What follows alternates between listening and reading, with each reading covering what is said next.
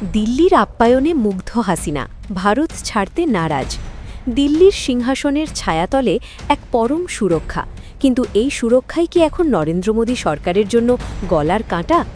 ভারত ছাড়তে নারাজ হাসিনা, তবে কি বিড়ম্বনায় পড়েছে নয়াদিল্লি? একদিকে অমিত শাহের অনুপ্রবেশকারী তাড়ানোর হুঙ্কার, অন্যদিকে ভিআইপি মেহমান হিসেবে হাসিনাকে আগলে রাখা।